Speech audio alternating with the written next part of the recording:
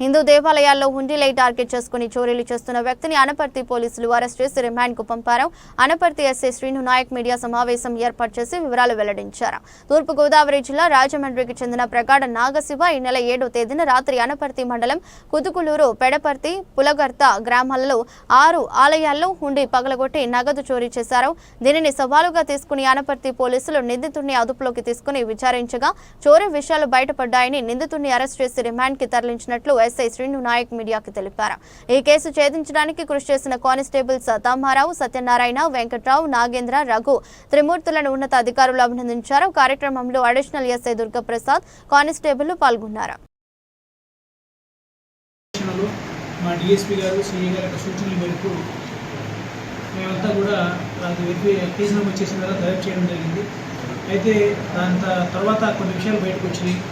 ఆ టెంపుల్తో పాటు ఇంకొక 5 ప్లేసుల్లో కూడా టెంపుల్ కూడా ఆ రోజు ఇంటి దొంగతనాలు జరిగినాయి. ఇంకొక కాలనీలో ఉన్న ఆంజనేయ స్వామి గుడి, అలాగే మెయిన్ రోడ్ పంచాయతీ ఆఫీస్ ఉన్న ఆంజనేయ స్వామి గుడి, అలాగే సాయిబాబా గుడి, అలాగే దేవి గుడి, గణపతి గుడి, ఇలా మొత్తం అలా గంగనమ్మ తల్లి టెంపుల్, మొత్తం 6 టెంపుల్లో దొంగతనం జరిగింది.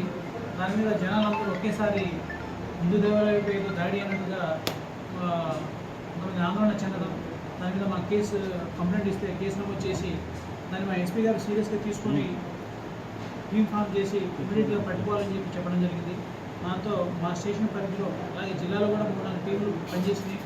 మన స్టేషన్ పరిధిలో ఉన్న ఫామ్ చేసిన టీం ఈ ముద్దాయిని పట్టుకోవడం జరిగింది. అడిషనల్ ఎస్పీ గారు, క్రైమ్ గారు ఒక లిస్ట్ ఇచ్చారు, ముద్దాయి లిస్టు. వీళ్ళందరూ 1 ఒక్కొక్కరిని వెరిఫై చేయండి అని చెప్పారు.